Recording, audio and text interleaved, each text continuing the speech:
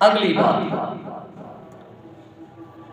اللہ تبارک و تعالی ہمیں دنیا میں مختلف قسم کی سزاؤں میں مبتلا کرتا ہے۔ لازمی بات نہیں کہ جو سزا اللہ دے رہا ہے وہ میرے جسم کو محسوس ہو یا نہ ہو، اللہ کی مرضی ہے۔ توجہ میری طرف رہے، بڑی قیمتی بات ہے۔ لازمی نہیں کہ ہمیں وہی سزا ملے جس سے میرے جسم کو زخم لگے، لازمی نہیں کہ وہی سزا دے جس کے وجہ سے میرے جسم میں ہیٹ آئے، بخار آ جائے، سر میں درد ہو جائے، پاؤں میں تکلیف آ جائے، پاؤں سے معذور ہو جاؤں، ہاتھوں سے معذور ہو جاؤں، آنکھوں سے معذور ہو جاؤں۔ فقط ان چیزوں کا نام سزا نہیں ہے۔ میں یہاں جو بڑا لطیف سا نکتہ آپ کو سمجھانا چاہتا ہوں، اس نکتے کو سمجھیے گا اور اپنے پلے باندھنے کی کوشش کریں۔ اللہ مجھے بھی توفیق عطا فرمائے اور محبوب پاک صلی اللہ علیہ وسلم کی ساری امت تک جہاں جہاں یہ بات پہنچے سب کو اللہ عمل کرنے کی توفیق عطا فرمائے اور اس پوائنٹ کو اپنے دل دماغ میں بٹھانے کی اللہ توفیق عطا فرمائے۔ توجہ رہے میری طرف۔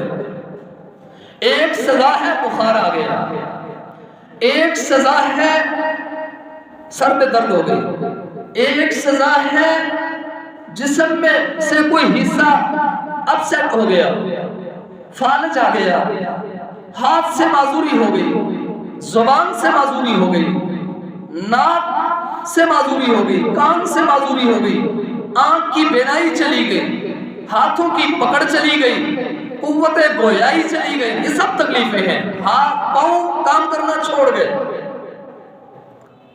ایک تو یہ ظاہری تکلیفیں ہیں، ظاہری سزائیں ہیں۔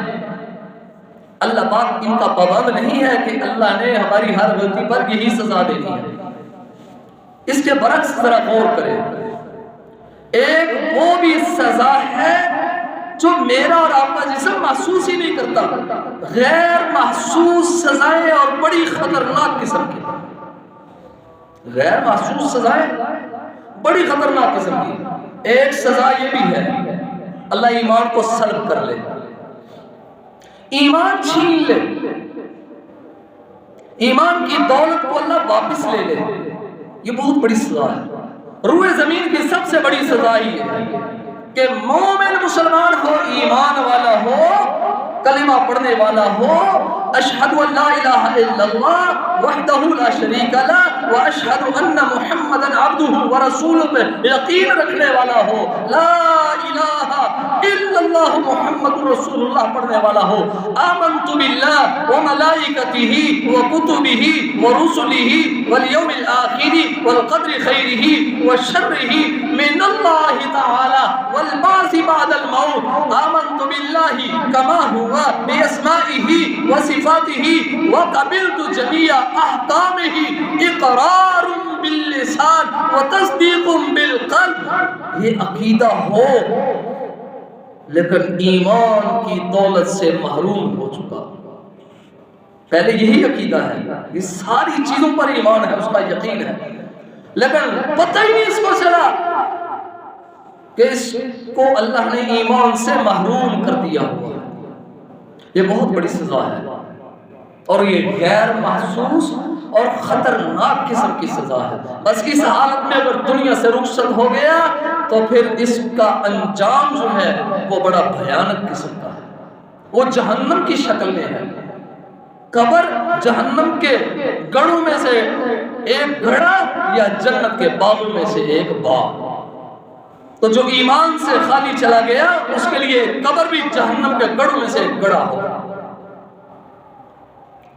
جس قبر کو دیکھ کر سیدنا عثمان غنی رضی اللہ تعالیٰ عنہ، جن کو کئی بار امام الانبیاء فخر الانبیاء حضرت محمد رسول اللہ صلی اللہ علیہ وسلم سے یہ بشارتیں ملی ہیں کہ اے میرے پیارے عثمان تو جنتی ہے، ما ضر عثمان ما عمل بعد هذا اليوم، یہ بھی فرمایا۔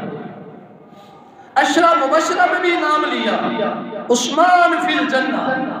وہ جب قبر پر آتے ہیں، کسی بھی قبر سے گزرتے ہیں تو قبر کو دیکھ کے زار و قطار رونا شروع کر دیتے ہیں، آنکھوں سے نیر بہہ پڑتے ہیں،